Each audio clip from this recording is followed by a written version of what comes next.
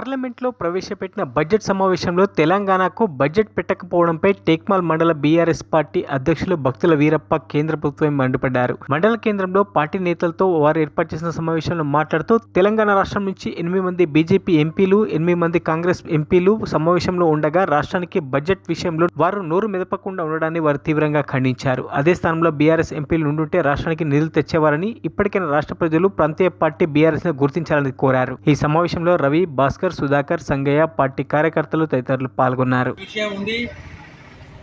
ఈరోజు ప్రాంతీయ పార్టీలదే హవా ఉంది.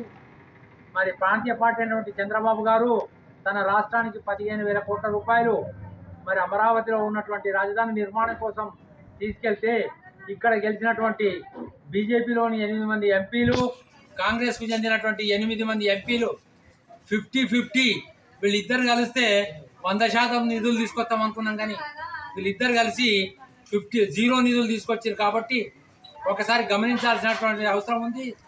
బీజేపీ ఈ రాష్ట్రం లోపల మరి బీజేపీని ఒకసారి ఆలోచించాలి.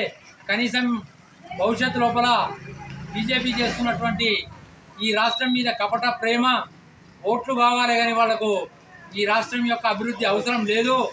ఎన్నికల లోపల మరి వచ్చేసారి మేము అధికారంలో ఉంటామని మేకపోతు గాంభీర్యాన్ని ప్రదర్శిస్తున్నటువంటి బీజేపీ నాయకులకు, అదేవిధంగా మరి కాంగ్రెస్ నాయకులు కూడా ఈ దేశం నిన్న జరిగినటువంటి కేంద్ర బడ్జెట్లో తెలంగాణకు ఎలాంటి నిధులు కేటాయించకుండా పక్క రాష్ట్రమైనటువంటి ఆంధ్రప్రదేశ్కు 15,000 కోట్లు మంజూరు చేయడం,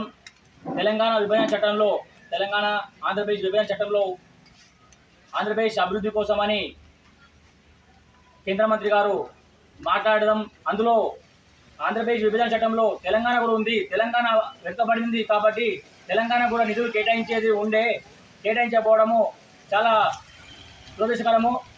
మన తెలంగాణ ఎంపీలు మరియు 2 కేంద్ర మంత్రులు ఉన్నారు, మరియు తెలంగాణ ఎంపీలు, కాంగ్రెస్ ఎంపీలు ఉన్నారు, బీజేపీ ఎంపీలు ఉన్నారు.